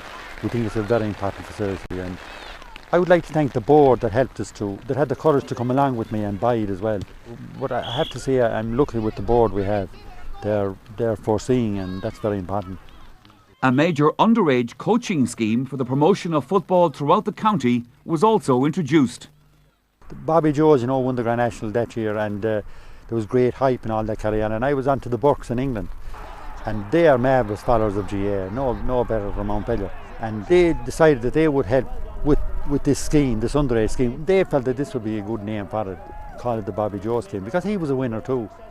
It has certainly grown enormously, and Liam Salmon has taken it over as leader of it here in Galway. We have to start winning underage titles again. Look at our present team. They've all come from successful teams, whether it was St. Gerald's All-Ireland winning teams, or whether it was back in '86 where Kevin Welch and Tomas Mannion were playing on an All-Ireland winning team. So that this is what we need. We need to start winning at underage again. Keeps it going, partly blocked there by Bergen. Kicked in the end by McBride and put over the bar. Johnny McBride from Loop getting another Derry score. Michael Donlan trying to get a flick on it. Here's Declan Meehan. Score of that wonder goal in last year's replayed All-Ireland final as Michael Donlan kicks high. The umpires look at it and decide that it's gone over the bar. Michael Donlan.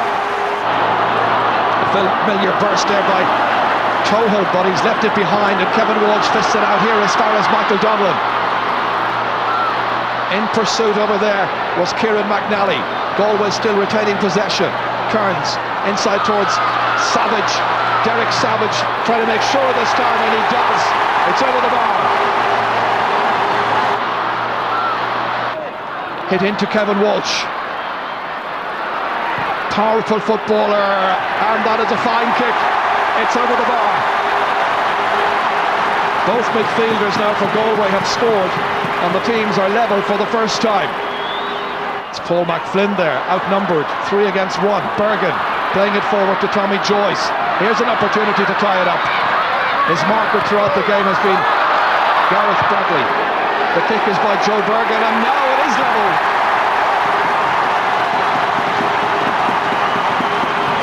Joe Bergen's first point, they're happy. Gary Fahy. Here comes the player. Good pace this time, Kearns. Bergen playing it inside here. Dangerously inside for Derek Savage. He's a very accurate striker of a ball. Galway opted to try and fist it away from him. Johnny McBride looking for support. Dermot Dugan is there, looking around, summing up his options. It's Gary Coleman. Inside towards Enda Muldoon. He's got it this time, and it's a goal! It was the first time he managed to beat Gary Fahy in the air. A nice ball down there, a great catch, and once he turned in, he was so dangerous. And that's another goal credited to Enda Muldoon. Here comes Kevin Walsh, leaving it off inside here. Joyce striking it, and he has, in fact it's Savage who got it, and it's a third point now for Derek Savage. Declan Meehan now. Kevin Walsh calling for it. Promising build-up once again by the tribesmen.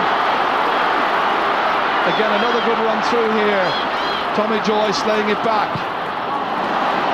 A real hit and hope one by Clancy. Opportunities here for Sean on the player. He's put it over the bar. Always good for a score on Far on Gaharurua. The player narrows the gap. Coleman turning around, but they're not making a lot of headway. Doherty taking it back. Now the Derry men are trying to get out. They were looking for a free that time. Gilligan kicking again, it drops short. Kane has it. Galway can rebuild, and they can start all over again. They're looking for the equaliser. It's Declan Meehan being roared on by the thousands of Galway fans who are here. Nicely inside to Savage. Sean Marty Lockhart trying to force him wide. He skips past that challenge. Into the clear comes Clancy. And he scored! Matthew Clancy! What a finish by Galway! What a movement! Derry might have scored at the other end. Instead it's Galway who make it 112 to 110. And they lead for the second time in this match. Well, what a bit of play from Derek Savage. Once again, held the ball up very cleverly, gave a great pass in to Clancy coming through. And young Clancy, the son of Kevin, drove it to the roof of the net. Wonderful score. McCloy seemed to box it away off the Galway player. What bad marking this time. In comes Paul Clancy, and he very sensibly fists it and very wisely puts it over the bar. It's Paul Clancy who scores this one. The Clancy clan have done the business. Sean O'Donnell breaks it down for a Derry player to come through and come onto. Muldoon waiting. A late chance, and that's gone over the bar. And I think it may well be Dermot Heaney. It is. It's his first point since coming off the bench. So now the margin is 3. Alan Kane's kick. Derry have to win it back and do. Gary Coleman. The referee has blown the whistle, it's all over, and Galway are in the All-Ireland final once again, 2 years in a row.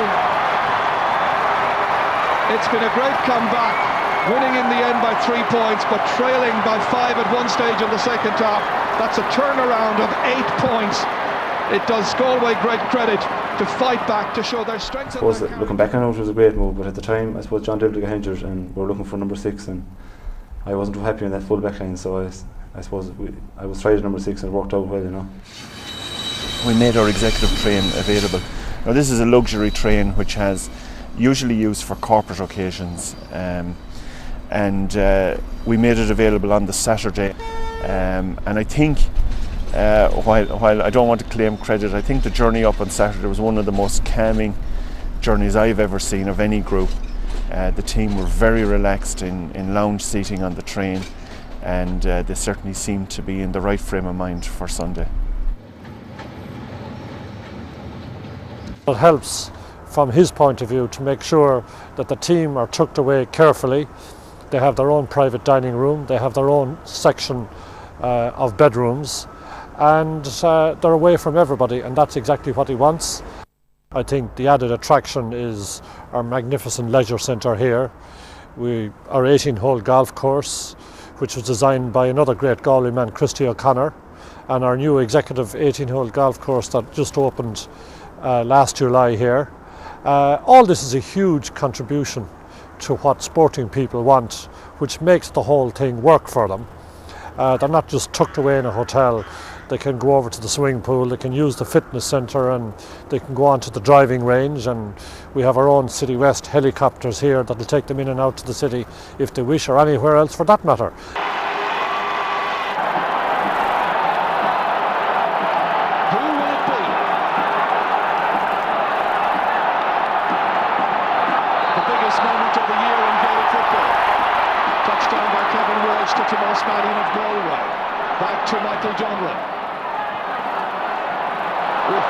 Dangerous moments in the Meath defence early on. Darren Fay coping well. Cormac Sullivan out towards Evan Kelly. Real danger man, pacey performer. Sean the player chasing after him. Nicely inside here towards Ollie Murphy. And there's the first foul by Gary Fahy there as Graham Garrity was making his way through, injuring his left shoulder. A tipping for Gary Fahy, free to Meath. Really explosive start. Yes, indeed, Jordan. On the other side of the field, I know there's a couple of changes in the marking systems. First of all, I think full forward is Derek Savage. That's kicked over there. Ray McGee, first point of the match. Richie Keeley trying to win it there against the other number 12, Joe Bergen. McDermott firing it down towards Ollie Murphy, holding on to him well. Murphy so dangerous, and that is one of the reasons why he's put it over the bar. Ollie Murphy's first point of the day,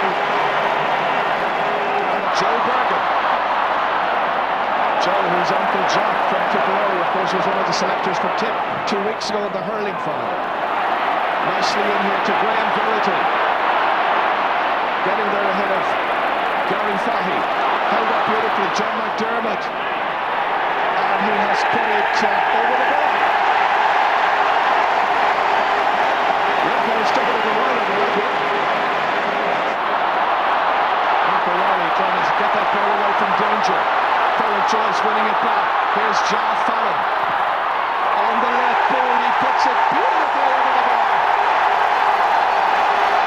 John at his very best. Enthusiastic Galway followers have seen their side draw level once again. Indeed, last year the Galway followers bemoaned the fact that John wasn't there when they played Kerry, but that's a confidence-boosting score from him. Again, lovely way he gets onto the left foot and puts it delightfully over the bar from about 45 yards. Nestor's after him. Several players after him. Back towards Savage. Tight angle. Inside towards Ferrell Joyce. Can he turn? Plays it back well. And it's kicked over by Joe Bergen. Point for Galway. Well, they may have missed a forward a while ago, but they've taken the lead for the first time. That's a beautiful piece of a combined play by the Galway forward line. Savage eventually been finished off by Bergen. Wonderful piece of football. And again, he dropped a couple of balls earlier. That was confidence. But John gets the ball across here. Sean coming forward which he normally does, lets the ball back, and eventually Derek Savage puts it to Bergen and puts it over. John McDermott and Kevin Walsh. Walsh just getting a touch to it. Richie Keeley trying to win it there against the other number 12, Joe Bergen. McDermott firing it down towards Ollie Murphy, holding on to it well. Murphy so dangerous, and that is one of the reasons why he's put it over the bar. Ollie Murphy's first point of the day, and the teams are level for the third time. So still 4-3. Yeah, one of the things we wondered about early on, how well would the Meath defence do in the Galway tournament. Galway attacks getting loads of possession in there, but they're not converting. Here's Paul Clancy now, picking on Hank Traynor, showing how it should be done. Paul Clancy's first. He's a quality footballer. This was wonderful skill here by Clancy. Had strength, had resolve, and had accuracy. This is Varden. Galway retain possession. Michael Donovan fouled. It may be scrappy, but every time you get a chance like this one here to engineer a scoring opportunity, you've got to try and take it. Porrick Joyce turning into a challenge. Waiting for Bergen. Should be a point here. He's put it over the bar. Joe Bergen second. They had to graft and they had to work for that, but there was good support play by Joe Bergen. He's had 2 shots at the target. He scored twice, and Galway are leading in this match in front of an attendance of over 70,000. Yeah, good pass that time from Porrick Joyce, and Joe Varden saw the gap open up in front of him, had the confidence to go on and finish in front of him. Bergen again jumping here with Nigel Crawford. Tomas Mannion's coming to support, getting away from Ray McGee. Mannion, such a quality footballer. Missed most of last season. He's fouled, taken down, free in. Great opportunity for the Galway to get themselves another point. And it's all down to the genius of Tomas Mannion and his sheer willingness to take it forward at every opportunity. And Porrick Joyce has now got the responsibility, about 30 metres out.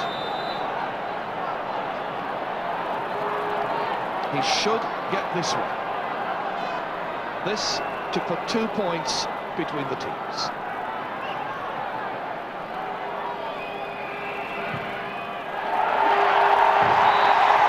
He's got it absolutely right. It's his first point of the match, and it's now Galway 6, Meath 4.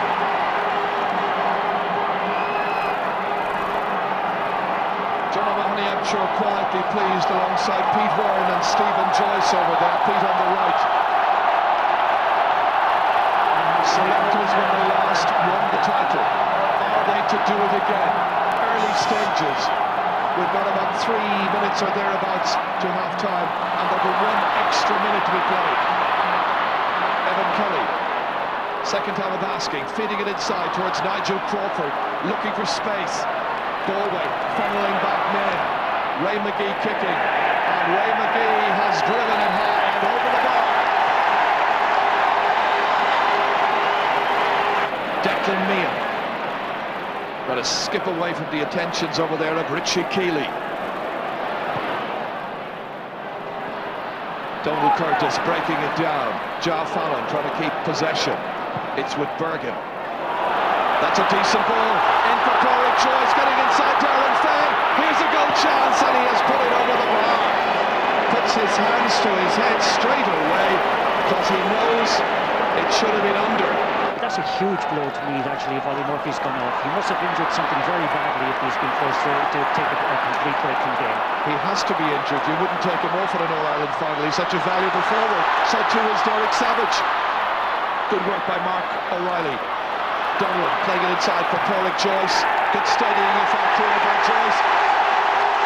He's at his most explosive. He has kicked a 4th point. Kevin Walsh of Galway holding up the play. Ja Fallon.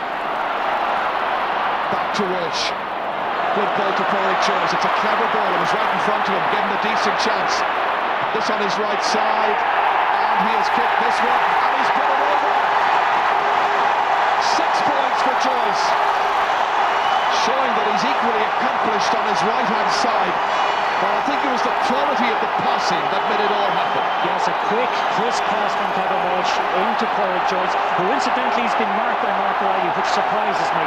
Darren Pay had a good game on him in the first half, but this time with his right foot scores a very good point. He's having a marvellous game in the second half from play. He's had 11 shots at the target, he's scored 6 times. Evan Kelly for a Meath side with only 6 points to their credit, following their fascinating win in the semi-final against the defending champions Kerry. Cormac Murphy up among the attackers, back once again towards Paddy Reynolds inside here. Nigel Crawford, great block down. Still the opportunities for Trevor Giles, and Giles has kicked it wide. And I think an awful lot of the Galway followers here right now, with just over 16 minutes to play, are probably thinking Meath don't have it in them this afternoon. This was Nigel Crawford, and that was where it was blocked down really well, and Kevin Walsh back there helping out. Yes, but there are so many Meath players off colour today. It's amazing, like for an All-Ireland final. I think too many of them maybe believe the hype and what was spoken about, arising from the victory against Kerry.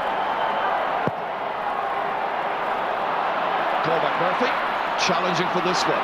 It reaches Paddy Reynolds. Nicely taken down by Sean O'Brien. Is he to win another All-Ireland medal? Early stages yet as Kieran Fitzgerald takes it forward. Meehan coming onto it. The attack-conscious number 5, Derek Savage.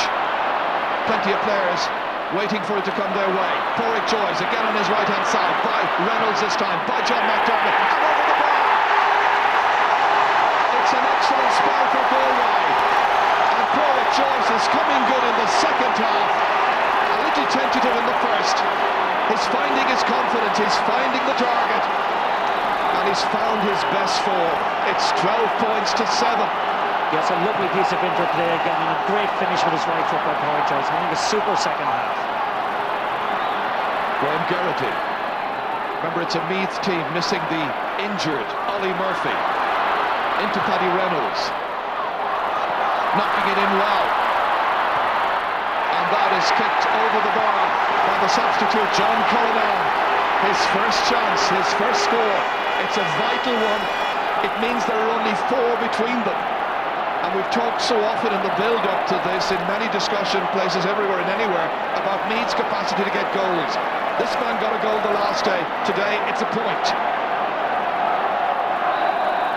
One decent chance for Sean Boylan's team, and you never know what might happen. We've seen Galway now miss 2 goals. Yes, but the main goal door, so to speak, and the Meath team is on the bench at the moment and don't look to have it in them today to score a goal. But again, maybe their famous last words. Declan Meehan pursued by Graham Geraghty. Great pace, lovely control, nice action. Down to Savage. Inside to Paul Clancy. Held off the challenge well. Good pass, Porrick Joyce at the receiving end. The umpires look and decide it's another one for Porrick Joyce. It's his 8th of the match. It's some display now by this wonderfully talented footballer. It's 13 points to 8. Cormac Murphy is about to be replaced, but first let's look at this again. And if you're watching it in Ayr Square or any part of Galway, you'll revel in this. Well, he's absolutely oozing class and authority at the moment. He's had some tour de force over the last 10 minutes or so. Tremendous display. But again, I said, it's surprising that Darren Fay isn't picking him up. While Kelly's in, Cormac Murphy is off.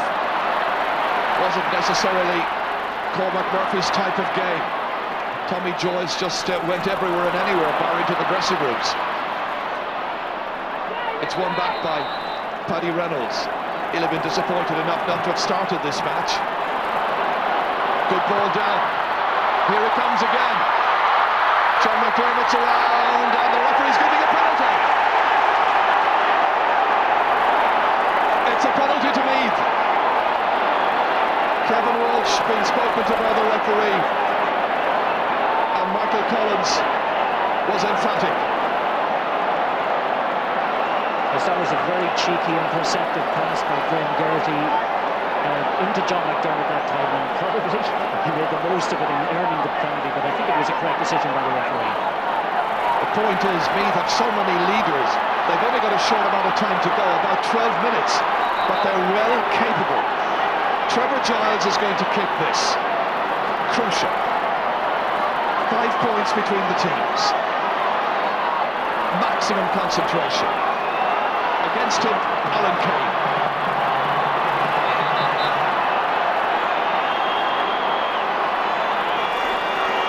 .3.5 minutes into the second half. This to give Meath some real hope. Giles has put it right. Oh, an amazing miss. They will feel it's their day. Surely after that. Well, it sums up his day for them. There's days simply nothing goes right for you, and maybe this is one of those days for Trevor. Remember in 1996 he scored the goal against Mayo, but down the same goals. This time just a little cheeky pass from Geraghty. And okay, 2 or 3 of them went around, but John certainly did a little bit of a dive there. Got the penalty but missed it, and maybe there was justice in it. It's a bad miss. Kane kicking deep to midfield. McDermott rising again. They feel they still have a chance. Lost by hand trainer. Here comes Paul Clancy. Nice solo, good control. It might have been a goal at the other end. It's a point for Galway. It's looking like their day. Galway have been much the more dominant factor. Yes, and the stretch credibility to expect Meath to play as well today as they played against Kerry the last day, but certainly none of it expected them to be as quiet and to be as off colour as they were. They've only scored 8 points. Missed a penalty. Declan Meehan, he's in again. Duprere is alongside him. Wisely, I think, he put it over the bar. That's his first point. But it's interesting that Sean Duprere was backing him up just in case a pass came his way, and a goal there, they might as well have blown the whistle. John O'Mahony about to make the late change. So Joe Bergen off. No fault of Joe Bergen's. He played really well. They all played well.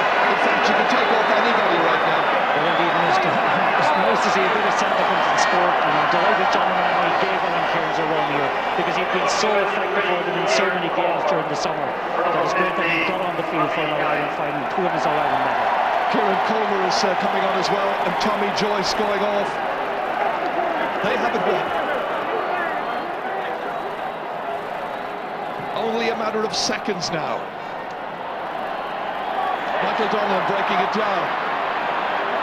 Jinking his way in there. Was the substitute Alan Cairns. Referee awarding the free. It's quite a tired-looking Meath team this afternoon. They've looked leaden-footed for most of the 70 minutes. Never really seemed to have it.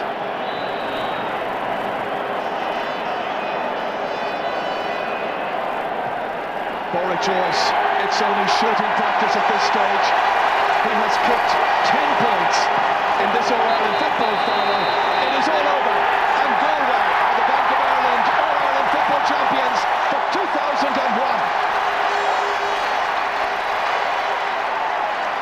A game without any goals. Galway had a couple of chances. Meath had a penalty. Meath also lost Nigel Nestor with 20 minutes of the match remaining. But in spite of all of that, there was one team really up for it today, and they were the men from the West. We've seen all of Ireland on this campaign, and it's great to finish here on the last Sunday in September, the second last Sunday, with the Sam Maguire Cup, and it's brilliant to be going back to Galway with it. We had faith in ourselves, and now we're back in heaven where we belong, winning All-Ireland. Now it's the turn of Gary Fahy, the Galway captain, their number 3, to come and take the cup. The Sam Maguire Cup is going to Galway. It's the county's 9th All-Ireland title. They're 3rd in the league, as it were, behind Kerry and Dublin. And so, as Galway carried the legendary Sam Maguire Cup around this wonderful edifice in 2001, the county can look forward with confidence to playing its part in many great sporting occasions here during the third millennium, just as it has carried the torch for Michael Cusack since that small gathering in John Sweety's house in Loughrea in 1884.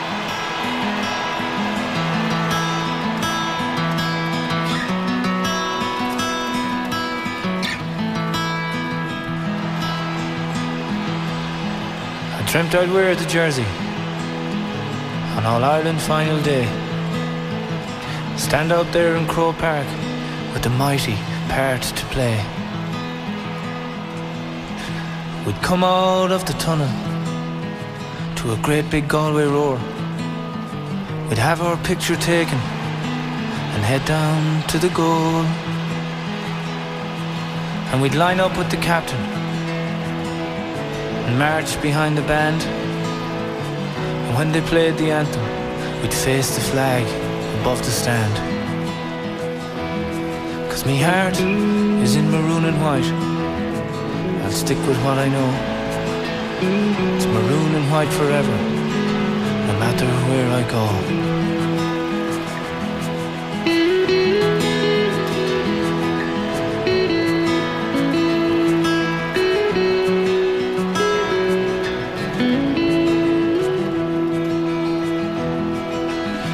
When the ball comes towards me, I'll turn and head for goal.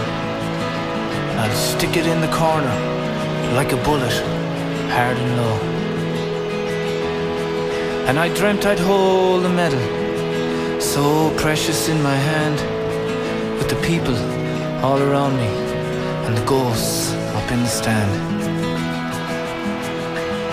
And then on Monday evening, when we bring the cup back home, the bonfires will be blazing all along the road. Oh, me heart is in maroon and white. I'll stick with what I know. It's maroon and white forever, no matter where I go. Yes, maroon and white forever, it's what I always say. The maroon and white of Galway, forever and a day. The maroon and white of Galway, forever and a day.